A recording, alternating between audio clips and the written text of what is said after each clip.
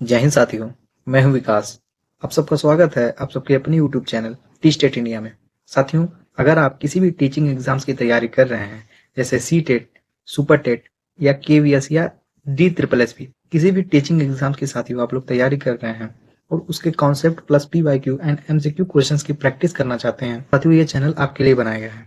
साथियों, हमारे चैनल की क्या खासियत है? Daily PYQ and MCQ question की प्रैक्टिस वीडियो अपलोड होता है। सभी तरह के क्वेश्चन जो होते हैं और उसके जो ऑप्शंस होते हैं वो बायलिंगुअल होते हैं। ऐसा नहीं केवल हिंदी में होता है या केवल इंग्लिश में होता है, वो बायलिंगुअल होता है, हिंदी ना इंग्लिश दोनों में। एंड जो सभी क्वेश्चंस जो पीडीएफ होते हैं वो हमारे टेलीग्राम चैनल पे प्रोवाइड कराए जाते हैं और जो इम्पोर्टेंट टॉपिक होता है उसको आसान एवं ट्रिक के माध्यम से आप लोग को समझाया जाता है और जरूरत पड़ती हो तो एआई इमेज के थ्रू भी समझाया जाता है।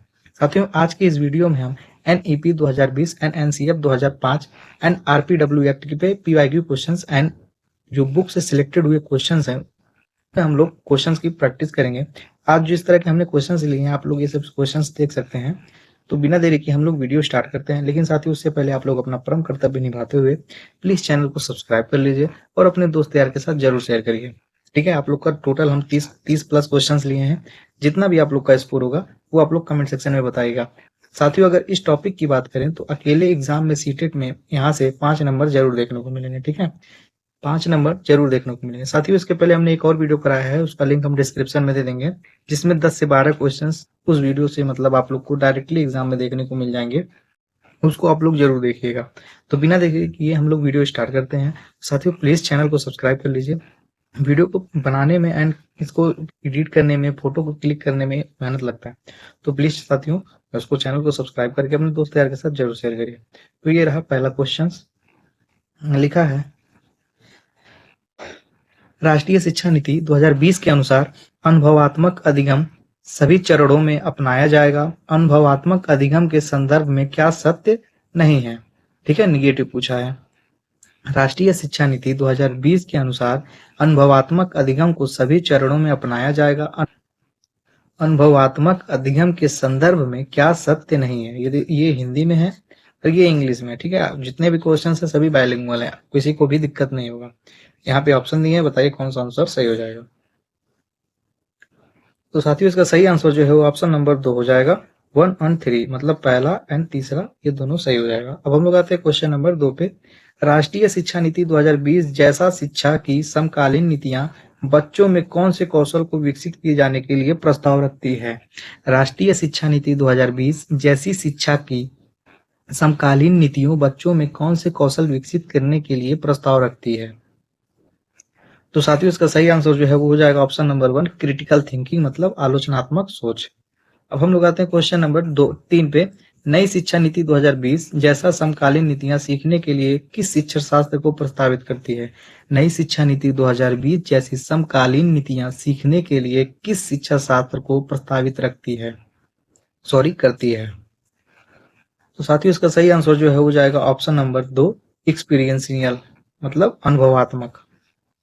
अब हम लोग आते हैं क्वेश्चन नंबर 4 पे। राष्ट्रीय शिक्षा नीति 2020 के अनुसार एक शिक्षक को शिक्षण अधिगम प्रक्रिया के दौरान प्राइमरी स्कूल के बच्चों से संप्रेषण के लिए किस भाषा का प्रयोग करना चाहिए? राष्ट्रीय शिक्षा नीति जो 2020 है उसके अनुसार एक शिक्षक को शिक्षण अधिगम प्रक्रिया के दौरान प्राइमरी स्कूल के बच्चों से संप्रेषण मतलब वार्तालाप बातचीत के लिए किस भाषा का प्रयोग करना चाहिए? तो साथियों, इसका सही आंसर जो हो जाएगा ऑप्शन नंबर 4, बच्चों के मातृभाषा को। अब हम लोग आते हैं क्वेश्चन नंबर 5 पे। राष्ट्रीय शिक्षा नीति 2020 किस प्रकार के शिक्षा शास्त्रों को प्रस्ताव रखती है? राष्ट्रीय शिक्षा नीति 2020 किस प्रकार के शिक्षा शास्त्रों का प्रस्ताव रखती है? तो साथियों, इसका सही आंसर जो हो जाएगा ऑप्शन नंबर 3, अधिगमकर्ता केंद्रित। क्वेश्चन नंबर 6, ये एजर्सन एंड रीजन का है, ये इंग्लिश में है ये हिंदी में है। ठीक है, इसका आंसर सीट यहाँ पे है, तो आंसर आप लोग को यहाँ से देना है। अब अभिकथन एंड कारण से है, राष्ट्रीय शिक्षा नीति 2020 के अनुसार 5वीं तक के सभी बच्चों को उनकी मातृभाषा शिक्षा देनी चाहिए। राष्ट्रीय शिक्षा नीति 2020 के अनुसार 5वीं तक के सभी बच्चों को उनकी मातृभाषा में शिक्षा देनी चाहिए। कारण क्या है? छोटे बच्चे अपनी मातृभाषा के सार्थक अवधारणाओं को अधिक तेजी से सीखते व समझते हैं। तो इसका सही आंसर क्या हो जाएगा? साथियों, इसका सही आंसर जो है वो हो जाएगा, जल्दी बताइए। ऑप्शन नंबर 1 ए और आर दोनों सही तथा आर ए की सही व्याख्या करता है। साथियों, अब तक के हमने 6 क्वेश्चंस कराए हैं, अभी 24 क्वेश्चंस और बाकी हैं, तो वीडियो पे बने रहिए। अब हम लोग आते हैं क्वेश्चन नंबर 7 पे। राष्ट्रीय शिक्षा नीति 2020 अधिगम के कौन से तरीकों पर बल देती है? राष्ट्रीय शिक्षा नीति जो 2020 है वो अधिगम के कौन से तरीकों पर बल देती है? साथियों, इसका सही आंसर जो है वो हो जाएगा अनुभवात्मक अधिगम, डिजिटल अधिगम, वैज्ञानिक अधिगम, करके सीखना, मतलब ये चारों सही है, ऑप्शन नंबर 4।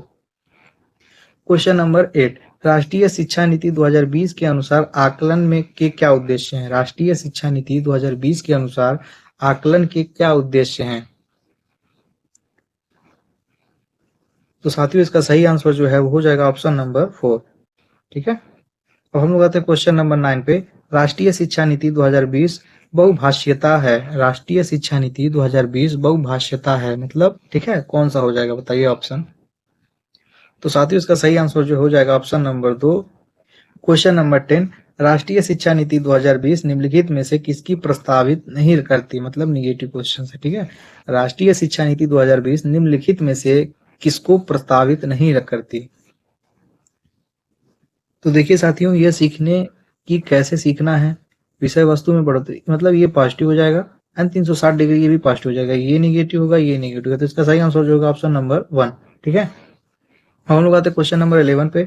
सामाजिक आर्थिक रूप से वंचित समूह के छात्रों का अवधारणा सुनिश्चित करने के लिए राष्ट्रीय शिक्षा नीति 2020 प्रस्तावित करता है कि पाठ्यचर्या और शिक्षा शास्त्र है। सामाजिक आर्थिक रूप से वंचित समूह के छात्रों का अवधारणा सुनिश्चित करने के लिए राष्ट्रीय शिक्षा नीति 2020 प्रस्तावित करता है कि पाठ्यचर्या और शिक्षा शास्त्र है।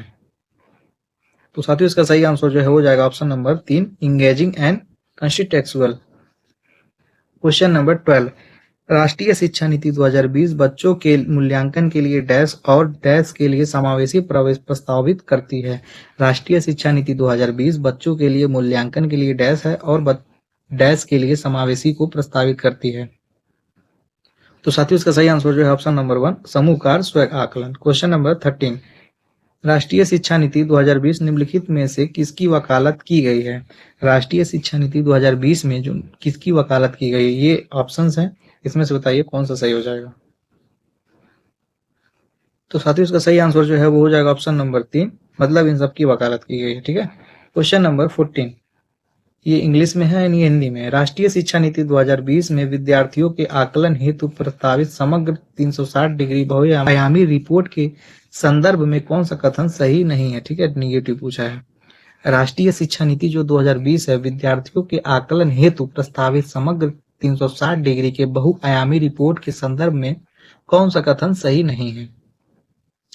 तो साथियों, इसका सही आंसर जो हो जाएगा ऑप्शन नंबर 4, रिपोर्ट के में केवल व्यक्तिगत कार्यों पर केंद्रित होगी, ये वाला। Question number 15। आकलन के संदर्भ में राष्ट्रीय शिक्षा नीति 2020 निम्नलिखित में से क्या प्रस्तावित करती है? आकलन के संदर्भ में राष्ट्रीय शिक्षा नीति 2020 क्या प्रस्तावित करती है? तो साथियों, इसका सही आंसर जो हो जाएगा ऑप्शन नंबर 3। Question number 16। विद्यार्थियों के आकलन के लिए राष्ट्रीय शिक्षा नीति 2020 द्वारा निम्न में से कौन से उपकरण विधियां प्रस्तावित की गई हैं? विद्यार्थियों के आकलन हेतु राष्ट्रीय शिक्षा नीति 2020 द्वारा निम्न में से कौन से उपकरण विधियों द्वारा प्रस्तावित की गई हैं? तो साथियों, इसका सही आंसर जो है वो हो जाएगा ऑप्शन नंबर 4, मतलब ये भी सही, ये भी सही, ये भी सही, ये भी सही है। ठीक है, क्वेश्चन नंबर 17। राष्ट्रीय शिक्षा नीति 2020 के अनुसार शिक्षा को, राष्ट्रीय शिक्षा नीति 2020 के अनुसार शिक्षा को क्या है? साथियों, इसका सही आंसर जो है हो जाएगा, देखिए ये केवल है तो ये निगेटिव हो जाएगा।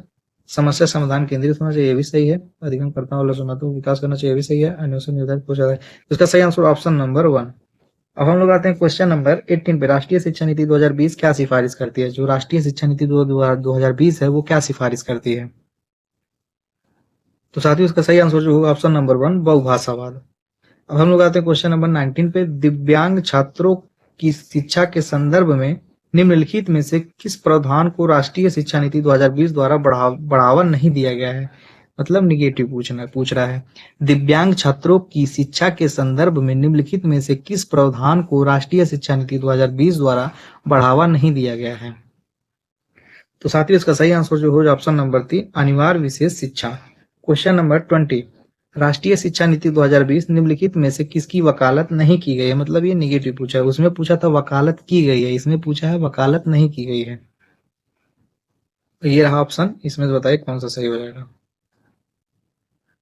तो साथियों इसका सही आंसर जो है वो हो जाएगा ऑप्शन नंबर 4। ठीक है। क्वेश्चन नंबर 21, आकलन के संदर्भ में राष्ट्रीय शिक्षा नीति 2020 क्या प्रस्तावित करती है। आकलन के संदर्भ में राष्ट्रीय शिक्षा नीति 2020 क्या प्रस्तावित करती है। साथियों इसका सही आंसर जो है वो हो जाएगा विश्लेषण और आलोचनात्मक सोच जैसे उच्च क्रम के कौशल का परीक्षण, ऑप्शन नंबर 1। अब हम लोग आते हैं क्वेश्चन नंबर 22 पे। राष्ट्रीय शिक्षा नीति 2020 क्या प्रस्तावित करती है। जो राष्ट्रीय शिक्षा नीति 2020 है वो क्या प्रस्तावित करती है। साथियों इसका सही आंसर जो है वो हो जाएगा ऑप्शन नंबर 3, पहला, दूसरा एंड चौथा। क्वेश्चन नंबर 23, राष्ट्रीय शिक्षा नीति यह प्रस्तावित रखती है कि राष्ट्रीय शिक्षा नीति जो 2020 है यह प्रस्तावित रखती है कि क्या, बताइए। तो साथियों इसका सही आंसर जो है वो हो जाएगा ऑप्शन नंबर 1। अब हम लोग आते हैं क्वेश्चन नंबर 24 पे। हेतल घर में गुजराती बोलती है और इस भाषा को पढ़ने और लिखने में उसका प्रभाव है। उसके विद्यालय में निर्देश का माध्यम हिंदी है, यह भाषा नहीं जानती है। मतलब हेतल कोई लड़की है, वो गुजराती बोलती है और इस भाषा में वो अच्छे से लिखना बोलना सब कुछ जानती है, लेकिन उसका जो विद्यालय है उसमें हिंदी की भाषा का यूज किया जाता है। तो बताइए राष्ट्रीय शिक्षा नीति जो 2020 है इसके अनुसार स्थिति में विद्यालय क्या करना चाहिए। तो साथियों इसका सही आंसर जो है वो हो जाएगा ऑप्शन नंबर 2, बहुभाषावाद संस्कृति सुसज्जित करने के लिए सभी बच्चों को एक दूसरे की मातृभाषा का सम्मान करने के लिए कहना चाहिए। तो हम लोग आते हैं क्वेश्चन नंबर 25 पे। दोहराव व बारंबार किए जाने वाले व्यवहार किस विशिष्टा पहचान है। दोहराव व बारंबार किए जाने वाले व्यवहार जो है वो किसकी विशिष्ट पहचान है।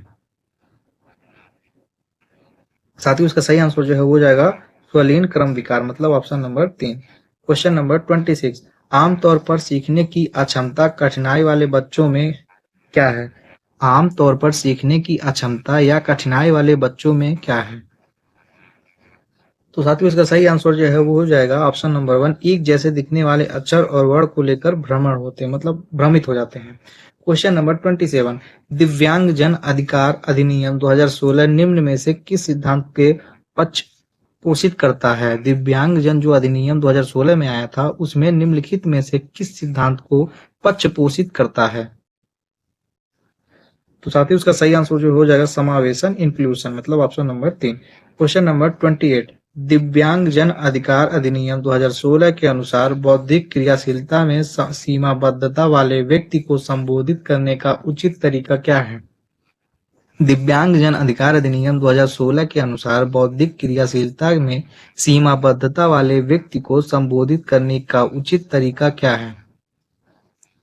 तो साथियों इसका सही आंसर जो है वो हो जाएगा ऑप्शन नंबर 4, व्यक्ति जिसे बौद्धिक अक्षमता है। क्वेश्चन नंबर 29 है, समावेशी शिक्षा के बढ़ावा और सुशासन हेतु दिव्यांग जन अधिकार अधिनियम 2016 के अंतर्गत निम्न में से युक्तियों के किस समूह को प्रतिपादित किया।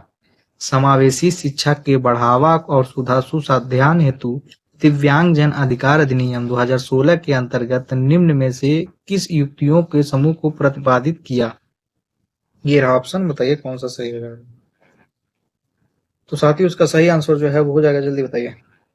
ऑप्शन नंबर 3, पहला, तीसरा एंड चौथा। अब लोग क्वेश्चन नंबर 13 पे, निम्न में से कौन सा कारक चलन क्रियात्मक दिव्यांगता वाले विद्यार्थियों के समावेशी में बाधक है। निम्न में से कौन सा कारक चलन क्रियात्मक दिव्यांगता वाले विद्यार्थियों के समावेशन में बाधक है। तो साथियों इसका सही आंसर जो है वो जाए ऑप्शन नंबर 2, अगम्य आधारभूत संचालना। क्वेश्चन नंबर 31, उपकरणों और सहायक तकनीकों की पहुंच को अनुकूलित करने से निम्नलिखित में से किसके समावेशन में मदद मिलेगी। उपकरणों और सहायक तकनीकी की पहुंच और अनुकूलित करने से निम्नलिखित में से किसकी समावेशन में मदद मिलेगी। तो साथियों उसका सही आंसर जो है ऑप्शन नंबर 4। क्वेश्चन नंबर 32, निम्न में से कौन से विकल्प दी गई दिव्यांगता और संबंधित विद्यार्थियों के समावेशन हेतु यथाचित समायोजन रणनीति सही युग में है, मतलब सही मिलान करना है। ठीक है, दिव्यांग और संबंधित विद्यार्थियों के समावेशन हेतु। तो साथियों इसका सही आंसर जो है वो ऑप्शन नंबर 2 हो जाएगा। साथियों बस आज के लिए इतना ही। टोटल हमने 33 क्वेश्चंस कराए। ठीक है, आप लोग के कितने स्कोर बने कमेंट सेक्शन में जरूर बताइएगा। साथियों पेपर में जो एनईपी 2020 एंड एनसीएफ 2005 और आरपीडब्ल्यू एक्ट जो ये तीनों टॉपिक्स हैं, इनसे पेपर में जितने भी क्वेश्चंस आएंगे, अगर आप इस वीडियो को देख लेते हैं तो आप लोग को कंफर्म है कि मतलब यहाँ से आप लोगों को क्वेश्चंस इजिली आप लोग सॉल्व कर सकते हैं। ठीक है, बाकी एक बार इस वीडियो को एक बार धीरे देख लीजिए, एक बार दो मतलब 1.5 की स्पीड से देख लीजिएगा। ठीक है, 2 बार वीडियो को देख लीजिएगा, आप लोग का जितना भी सीटेट के एग्जाम में क्वेश्चन इससे रिलेटेड आएंगे वो आप लोग के इजिली सॉल्व हो जाएंगे। चैनल को सब्सक्राइब कर लीजिए। ठीक है, और वीडियो को भी अपने दोस्त यार के साथ जरूर शेयर करिए। मिलते हैं हम लोग नेक्स्ट वीडियो में। लेकिन साथियों प्लीज चैनल को जरूर सब्सक्राइब करिएगा, क्योंकि मतलब अगर जितने भी व्यू आते हैं उतने चैनल सब्सक्राइब हो जाए तो मतलब चैनल ग्रोथ हो सकता है। बाकी आप लोग से रिक्वेस्ट है, प्लीज चैनल को सब्सक्राइब करिए, ये आपका ही परिवार है। ठीक है, मिलते हैं हम लोग नेक्स्ट वीडियो में, तब तक के लिए जय हिंद।